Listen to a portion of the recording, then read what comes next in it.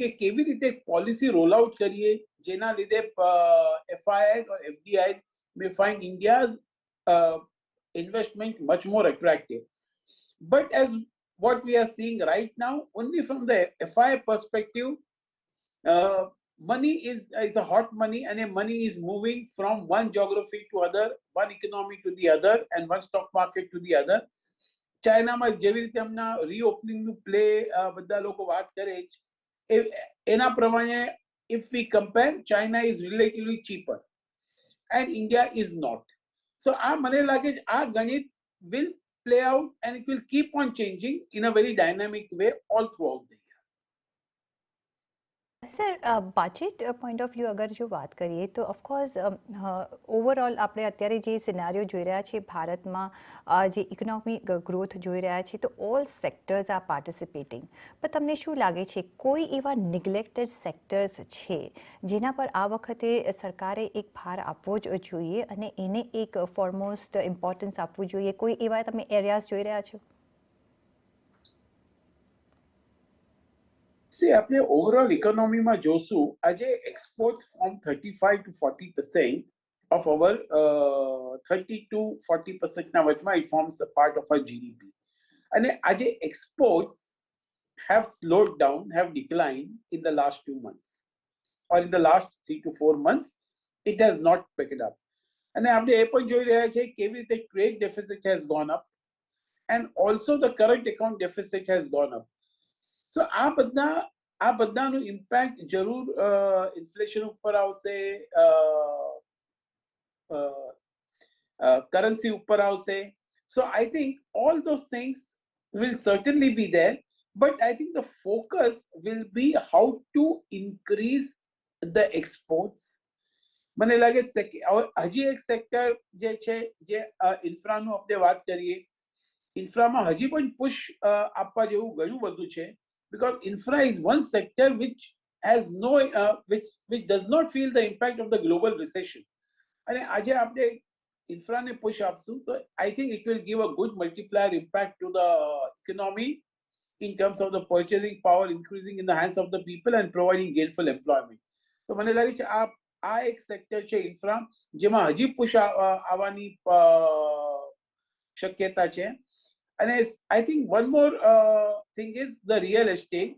Real estate is doing well in parts, and આ એક sector ને પણ હજી કોઈ ફિલિપ આપશે government, so that also will help because these 2-3 sectors will give a good impact on the overall GDP growth. તો infra અને real estate પર અને ઓફકોર્સ એક્સપોર્ટ્સને પુશ કરવામાં આવે તો આપણા કરંટ એકાઉન્ટ ડેફિસિટ હોય, ટ્રેડ ડેફિસિટ હોય, એમાં પણ ફરક આવશે અને ઇન ટર્ન ઇન્ફ્લેશન અને આપણા રૂપિયાના વેલ્યુ પર.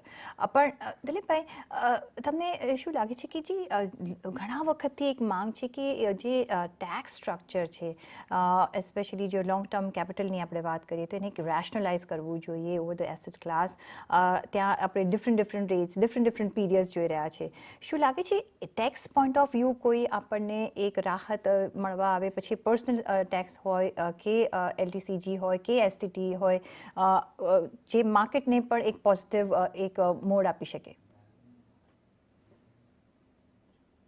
સી આ વખતે આપણે જોશું તો ગવર્મેન્ટનું ફિસ્કલ ડેફિસિટ જે છે એ જરા બહુ ચેલેન્જિંગ છે. It is not easy to control.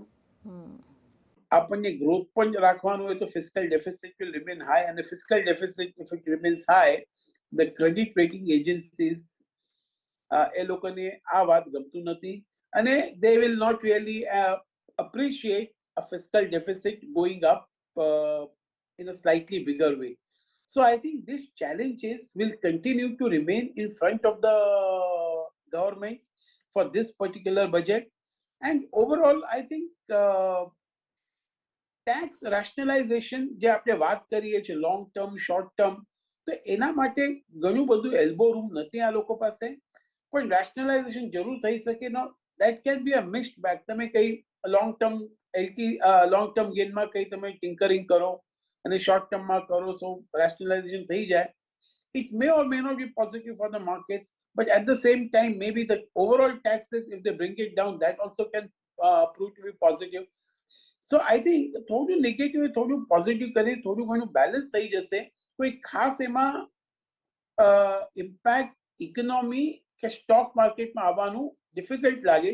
તો એવું લાગે છે કે if we have to attract FDI investment, corporate tax needs to be further rationalized or to be lowered. સાથે જ ઘણા બધા નવા એરિયાઝ છે જે વિધિન ધ કન્ટ્રી આપણે ઇમર્જ થતા જોઈ રહ્યા છે, જેમાં આપણે એક વર્લ્ડ માર્કેટમાં આપણે એક લીડિંગ રોલ પ્લે કરી શકીએ છીએ. મે બી એક મેન્યુફેક્ચરિંગ પોઈન્ટ ઓફ વ્યૂ, કારણ કે એક ચાઇના પરમાંથી આપણે એક ઓલ્ટરનેટિવ જોઈએ છે. સેકન્ડલી ગ્રીન એનર્જી તરફ આપણે આગળ ઘણું વધી રહ્યા છે, અને એ બી મે બી આપણે ફ્યુચરમાં we can lead the world. કઈ રીતે તમે આ બધા જે સેક્ટર્સ છે એને ઇમર્જ થતા જોઈ રહ્યા છે, ને એને અંગે કોઈ બજેટમાં જે ઓલરેડી આપણે ઓવર ધ પીરિયડ કામ જોયું છે, પણ કોઈ તમે વધારે એમાં ઇમ્પ્રુવમેન્ટ જોઈ રહ્યા છો, રિફોર્મ્સ જોઈ રહ્યા છો? તમે જેવી રીતે ગ્રીન એનર્જીની વાત તમે જે કરો છો, ઇટ ઇઝ એબ્સોલ્યુટલી રાઈટ. અને એના માટે જ the first statement I started of was, if you make India an attractive destination for FDI, so I think in sectors like hydrogen and other alternative forms of energy, India can lead the race with a proper tie-up and with proper collaboration internationally. તો જરૂર એક government આ line ઉપર પણ emphasis આપશે as a part of the overall attempt to increase the FDI investment in India.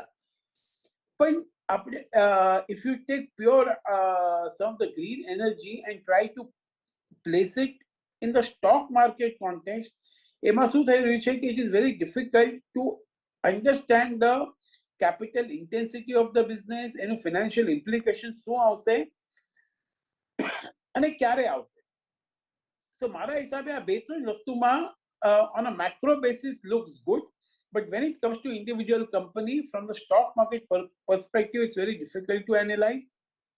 And based on this theme, quite a few stocks and companies have done well, but going forward till the time આપણને જરા nitty-gritty ખબર નહીં પડે, જરા financial implication હજી clarity નહીં આવે, ત્યાર સુધી આ સેક્ટરમાં FDI investment તો આવશે, but in stock market investment આવવાનું looks little more challenging.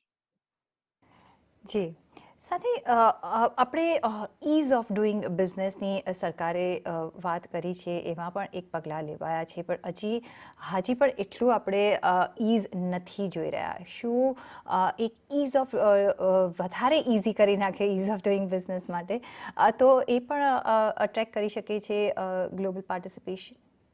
બિલકુલ, યુ આર એબ્સોલ્યુટલી રાઈટ. અને જેવી રીતે મેં કીધું કે this is an ongoing process and it's a journey, and all attempts this government has made to improve the ease of doing business, એમાં તો જરૂર they deserve compliments, પણ આનાથી હજી વધારે કેવી રીતે કરશે, I think that process is still on, and we will see that in the coming in this budget and maybe over the next 1.5 to 2 years. જી, બેન્કિંગ સેક્ટર્સ પર સે તમે કોઈ રિફોર્મ્સ કે કશું જોઈ રહ્યા છો? બિકોઝ એ પણ એક બેકબોન છે આપણી ઇકોનોમીને ગ્રો કરવા માટે, તો અહીંયા કોઈ તમે ચેન્જીસ જોઈ રહ્યા છો? મને એવું લાગે છે કે કદાચ PSU સેક્ટરને જેવી રીતે થોડું ઘણું કન્સોલિડેટ કરી નાખેલું છે, એવી રીતે કદાચ this investment process PSU bank and certain select banks owned by the government એમાં કદાચ થઈ શકે, which will be very positive for the companies and for the PSU sector also as a whole. At the same time, ગવર્મેન્ટને જે પૈસા જોઈએ એમાંથી કદાચ એ લોકોને મળી જશે by doing strategic disinvestment. So I think this banking sector માં ખાસ કરીને PSU sector ઉપર ધ્યાન આપવું જોઈએ. They all run up quite a bit. Maybe another 1 year, 1.5 years, it can still do very well. Because we all know આ બધા banksનું PSU banksના NPAs are very low, NI credit growth is reasonable, and ROAs are improving. તો આ બધાનું ધ્યાન રાખશો તો એવું લાગે છે કે PSU bank as a sector can still give a reasonably good return over next 12 to 15 months, But on a longer term basis, beyond that, one still needs to wait, analyze, and see how the things pan out.